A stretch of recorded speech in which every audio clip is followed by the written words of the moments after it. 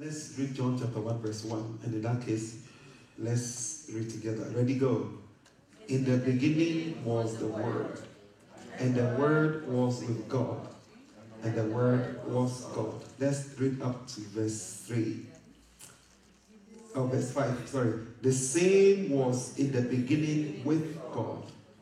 All things were made by Him, and without Him was not anything made that was made.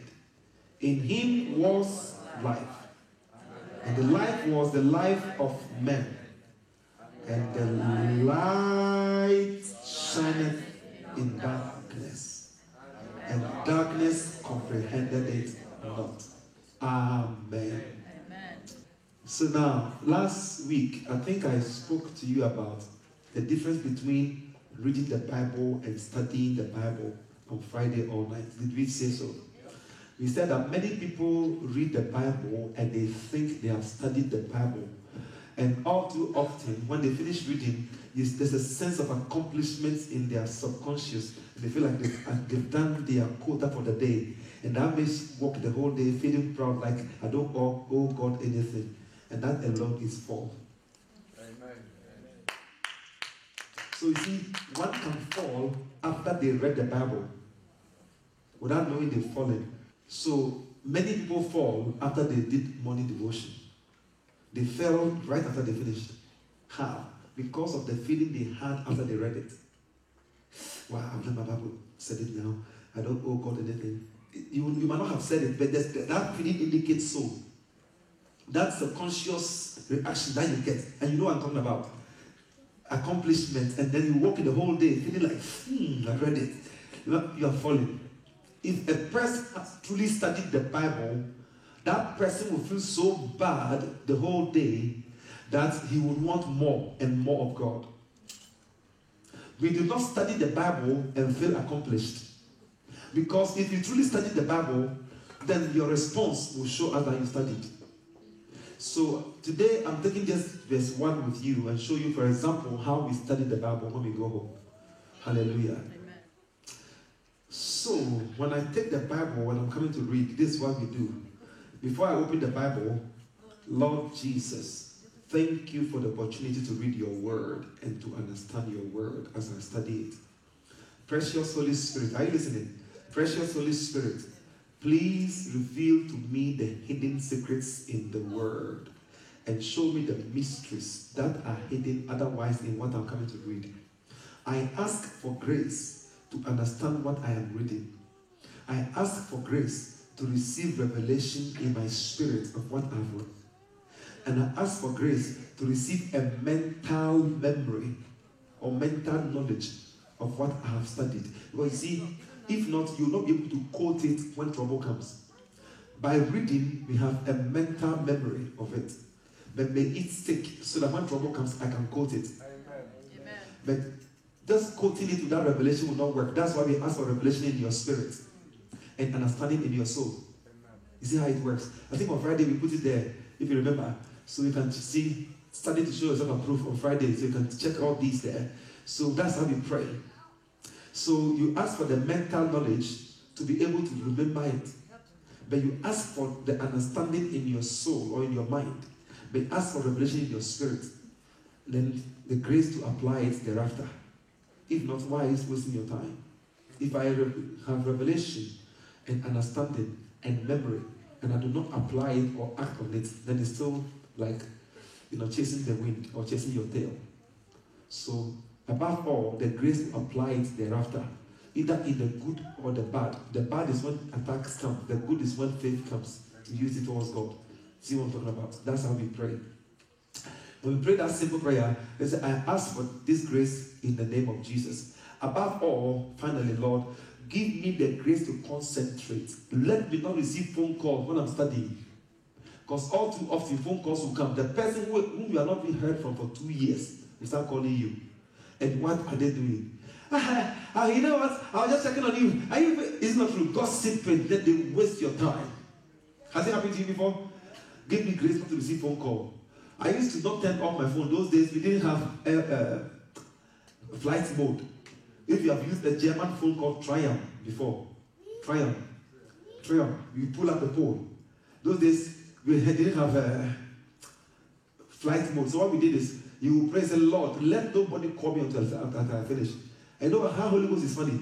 As soon as you finish everything, calls start coming.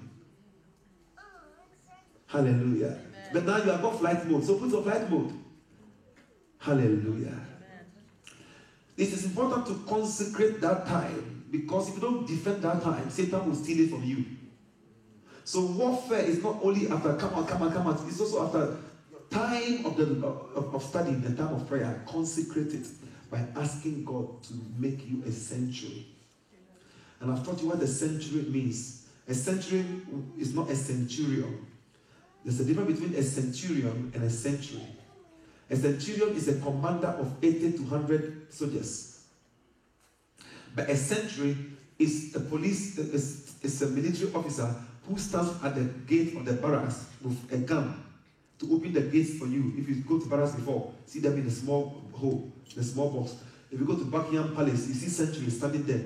If you need to poke them, it's just like Mr. Bean, they won't move. See their nose move, they will not move. Even if it's a fly, they won't move. They are sentries. What will sentries do? They alarm the military officers or the whole squadron that attack is coming. If not, an enemy can just enter the barracks and destroy them. So sentries stand at the gate so as to check who is going in and coming out, so that our arsenals can be saved and our personnel can be saved. You get it now? So it's important that you pray these prayers before you start. Not only Bible studies time, also your prayer time. The same prayer is important. Pray for grace to be given to you to consecrate your time. You get it? And then you will not be able to be disturbed. Above all, you pray for your mind to be focused. Sometimes you can be reading, but nothing is entering because your mind is all over the place. Is it true? Yes. That challenge is really important. When you are praying to pray, that's a prayer. That Lord, as I'm praying today, make sure my mind focuses. If not, you can be praying and reading the newspaper. It's difficult. These are the way we pray. These are the way we prepare also for the ways we prepare for Bible studies. Amen. Amen. So having taught you this, when you start, then you take it. When you do that, you realize that as soon as you open the Bible, there's a settlement like inside your spirit. It's like if you breath your last breath. It settles you. And there's a vacuum that creates on both left and right hand side. That's how I see it all the time. I don't know about you, but that's in my experiences. And then everything is cut out and I'm zoned in the word. Once you zone in, it's funny. You don't want to come out. It hurts you that you are stopping. May that be your experience. Amen. In Jesus' name. Amen. So I'm taking, for example, in the beginning was the Word. And the Word was with God, and the Word was God. That's what I'm studying.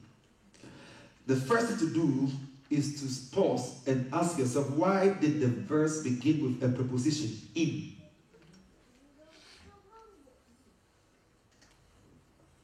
Ask questions. In.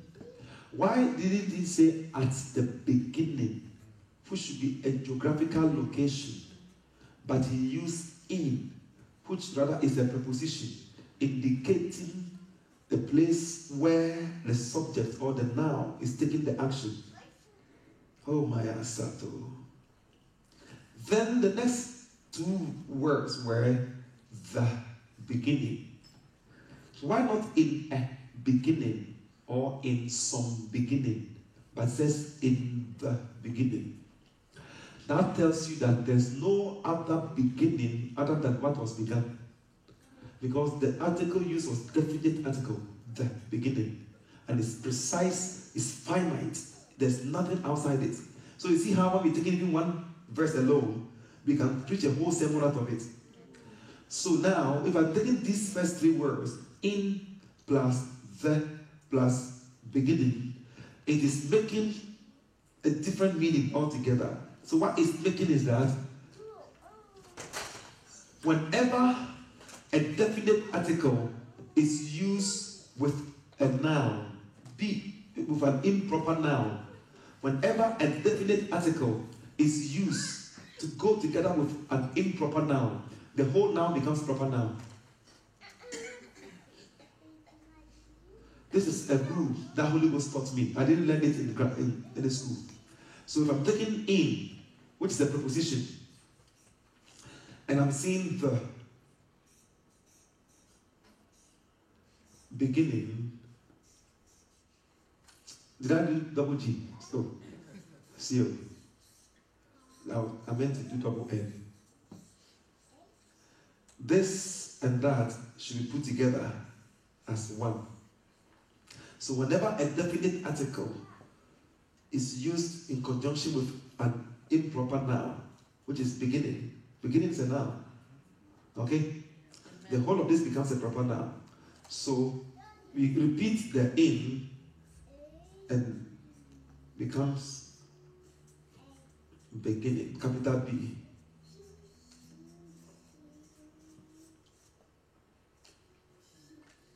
So rather than see 1 John chapter 1, John 1:1 as in the beginning, you should rather read this way, in beginning. In beginning. Yep. Because now it has become a proper noun. So that's why I said it is impossible for you to read the Bible and say, I studied it. Because the first 3 letters is going to take us around the whole Bible if I'm going to continue. I'm not even done yet. Now watch out. The funny thing is this. If this is a proper noun, then the proper noun is either a name of a person, a name of a place, or a date, or an event, or anything, isn't it? So now, this one is either the name of a date, or time, or a person. Do we agree or not? Amen. Do we agree? Yes. So, we are taking it as the name of what? First of all, what? As what? Date. So, there's a date where that thing is referred to. So, in that date was the word. In that time was the word. Hello? Hi. Or in that person was the word. Have you seen how he said the Bible? Yes. Now watch me out. Now we know that there was a date, there was a time, and there was a person. We know that. Amen. But we are taking the person, because the whole Bible is about the person of Jesus Christ. Yeah. Is it true? Yes. So we are saying that the next line should be in Jesus was the word. How do I know what I'm saying is true? I shall go back and show you Revelation chapter 1 verse 6 to 9. And Jesus says, I am the Alpha, the Omega, the beginning and the end. So if the word I am is used, then that those are his attributes. So that tells you the word beginning is a title. If it's a title, then John began with a title the same way omnipotence is used, omniscience is used as Shammah, Rapha, Elohim, Rohi is used as title of Jehovah. Does it make sense? So one of the titles of Jesus, the Christ, is called what? Beginning. And the person giving that title assumes that office. Is it true? So you can either call the person by his title or by his name. Is it true? Yeah. So that's why you can call your father Dad, or you can call him Francis. Is it true? And in all this he will respond. Is it true? Yeah. What the Bible is saying is that the word in the beginning, which is a title, is the proper noun. Mr. is a title. Isn't that proper noun? Miss, Master, Mrs., Lord, President. These are all titles. But they assume it's the person who assumes those roles. Is it true? So we are saying that in Jesus was the Word. Are we understanding it? The Word was in who? Jesus. Now in the book of Revelation chapter 19, I think so, 19, the Bible says Jesus is called the Word of God. When he was on the horse, and there was a sword in his hand, and there was a robe he wore, and there was a title written on him, the Word of God. And the end, remember? So Jesus is called the Word of God. Hallelujah. Amen. If you go back to the book of Revelation, it's there. So, if that's the case, we say that in Jesus was Jesus. In the beginning was the Word. So, in Jesus was Jesus. And Jesus was with God. And Jesus was God. So who is Jesus? God. So you see how just verse 1 alone has explained all the argument of Jesus' deity. That people are struggling to see whether Jesus is God or man. It's finished. Hallelujah. Just verse 1. We didn't, the first 3 letters alone has underscored the whole Bible. So this is how we study when you go home. So, and he was clothed with a vesture dipped in blood, and his name is called the Word of God. Revelation 19:13. So see the proof there. So what's Jesus' name? The Word of God. Hallelujah. Amen. So if Jesus is the Word of God in Revelation 19:13, and Jesus is called the beginning in Revelation chapter 1 verse 6, then we are putting them together and saying, in Jesus was Jesus. So Jesus came out of Jesus to be with us. Amen. Hello? Does it make sense? Jesus came out of Jesus to be with us. How do I know that? I can prove it to you. You want me to prove it to you? Yeah. Let's read on up to verse 4. Verse 6. Sorry, forgive me. Verse 6. In and go. John 1:6. There was a man sent from God. Look at me. There was a man what? Whose name was what? Look at me. I'm going to say something to you that you go home and think about it the whole week. I know some of you will struggle, but listen to me. I'm telling you this what I'm saying is true. Zechariah and Elizabeth did not give birth to John the Baptist. Yes, he came through them. But John the Baptist was not the sperm of Zechariah. He was sent from God to show you where he was before he came. Hallelujah! That's right. The word from means a source. He existed in heaven long time ago as a servant. God needed somebody to work in the newspaper of heaven on earth. So heaven came to register a company called the Sun. So as to print the newspaper called Repent Ye, for the kingdom of heaven is at hand. But nobody was qualified to do that job. So heaven transmogrified one of his own servants. And he entered the womb of a woman who was trusted, who had even stopped praying. I can prove it to you again when you go back to Luke. When the angel came to Zechariah and says, your prayer is heard. No prayer has been heard. It means that they have stopped praying that prayer. This is English. This is grammar. Come on. I thought you understand English. It meant they have stopped praying that prayer. They were not being asking anymore. That's why they disbelieved and they got dumped.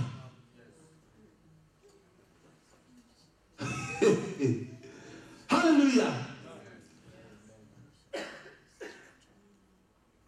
It will be impossible for Zechariah to born John. Because see, John is a cousin of Jesus. But Elizabeth is from the tribe of Levi. And Jesus is from the tribe of Judah. So for the angel to say your cousin Elizabeth is pregnant, the reference was not to Elizabeth, the reference was to the seed. Is it true? So if Jesus and John ought to be cousins, they ought to come from the same source.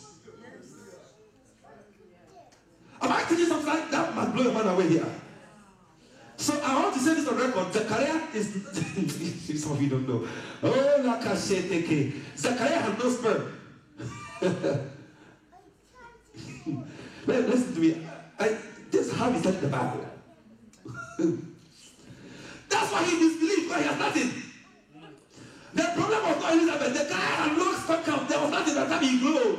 And you're telling me, I know myself, I think that is not there. Come and tell me I'm going to have a baby. Shut up.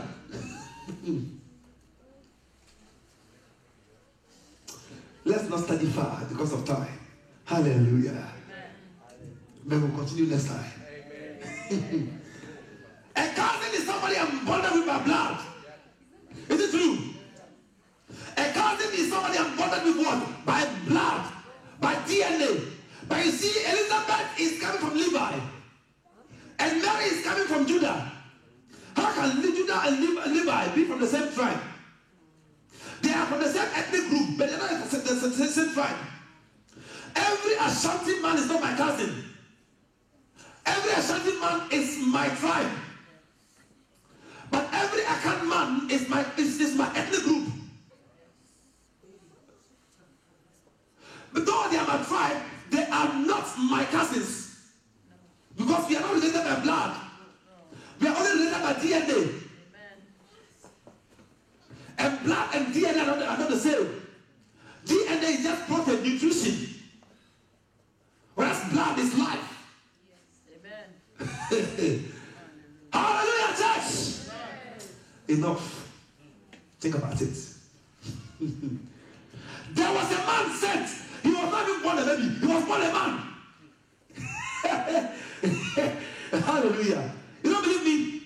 In Matthew chapter 2, verse 1, in those days Jesus was born in Bethlehem of Judea, and wise men came in the east, and they said, where is he that is born, the king of the Jews? For we have seen his star in the east, and have come to worship him. Is a baby born a prince or born a king? Is a royal born a prince or born a king? The guy was born a king, not a prince. Can't you hear the English? Check it. Why is he that is born king of the Jews? How can he be a baby and be a king? You know some certain things in the Bible. That's why I say study the Bible. If not, your understanding will be too clouded. They came looking for a king, not for a prince. Yet a baby.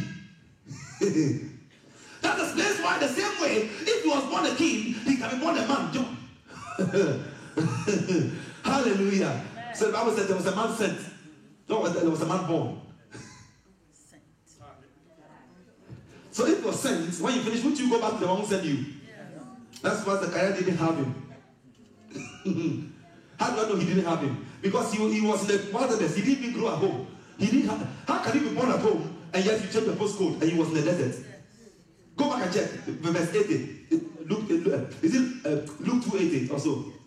And the child grew and was strong in the spirit and was in the wilderness until the day of his manifestation unto Israel. Is it there? Yeah. And when it came to Jesus, and the child grew in stature and was strong in spirit and had favor with God and man, similarities were always given to them because they are cousins. Hallelujah. Is there? If John the Baptist's mother and father born him, then why did he change his postcode? In the bush. Why was he in the wilderness? Because the similarities between him and his cousin, he must be in the wilderness because the cousin ought to be tested in the wilderness. Are you not listening to the Bible here? And the spirit leader led him to the wilderness where he will be tested of the devil. 40 days and 49. Because his cousin was in the wilderness, preparing the way for him in the wilderness. The voice of one crying in the wilderness. Hey! Know the Bible, you go far. It's enough. Go home and think about it. I won't go on anymore. Ask me questions. Just 2 questions today. Next week we continue. Then you know this is how we study the Bible. So you see 3 words in the beginning will have made us continue until the kingdom come. Wait until we get there. When you really study the Bible, you will not have enough. You see, when I'm stopping, it's hurting you. You want me to continue? Because that's how Bible studies really is. Because heaven downloads when you are doing Bible studies. And you can't have enough of heaven. And it makes you see your worthlessness. And you want more. And you want more. I'm sorry, many pastors and many churches read Bible. They don't study Bible. Let's take Sister Nicolette.